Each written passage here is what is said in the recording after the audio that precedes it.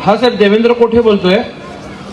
हा बुकरा देवेंद्र. हा, सोलापूर महानगरपालिकेच्या प्रभाग 9 मध्ये आधीची सभा चालू आहे. पालकमंत्री महोदय, एकता नगर, पद्मानगर आणि कर्णिक नगर अशा 3-4 सोसायट्यांचा साहेब B2चा विषय आहे. सरकारी सोसायटी आहेत, अनेक वर्ष राहत आहेत, 30-35 वर्ष झालं विषय मार्गी लागत नाहीये.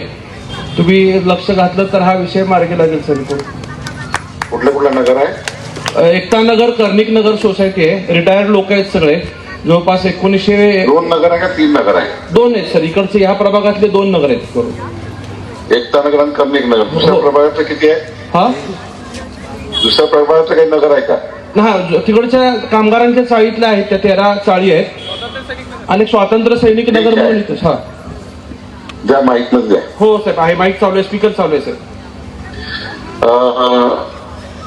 या ठिकाणी उपस्थित आपले पालकमंत्री जयकुमार गोरेजी, आपले आमदार देवेंद्र कोठेजी, या ठिकाणी उपस्थित व्यासपीठावरील सर्व सन्माननीय पदाधिकारी, सर्व मान्यवर, उपस्थित बंधू भगिनी.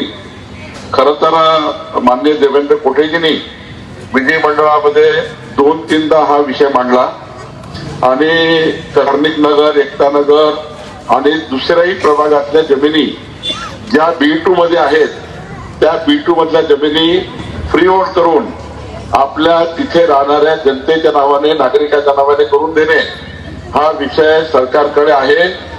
मी राज्याचा महसूल मंत्री म्हणून आपल्याला वचन देतो की मी मंत्रिमंडळासमोर जाऊन या सर्व जमिनी तिथल्या नागरिकाच्या नावाने करून देण्याची योजना तयार करीन आणि आपल्या सर्व जमिनी फ्री होल्ड करून आपल्या नावाने करून देण्याची योजना मी तातडीने करतो आहे. आपण सर्वांना मी आश्वस्त करतो की देवेंद्र कोठेजी यांच्या पुढाकाराने या जमिनी आपल्या नावाने होतील, फ्री होल्ड होतील. तिकडे दुसरे ज्या कामगारच्या चाळी आहेत त्याही फ्री होल्ड होतील.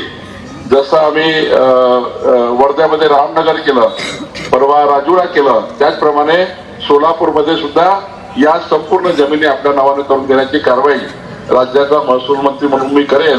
एवढंच आश्वस्त मी आपल्याला करतो. आपलं सरकार, देवेंद्र फडणवीस सरकार, आपल्या सर्वांना न्याय देईल आणि आपल्या जमिनीचा प्रश्न सोडवून देण्याची जबाबदारी ही माझी आहे. आपण सर्वांनी कमळ चिन्हाला मतदान करून सर्वांना विजयी करावं अशी विनंती मी आपल्याला करतो. धन्यवाद.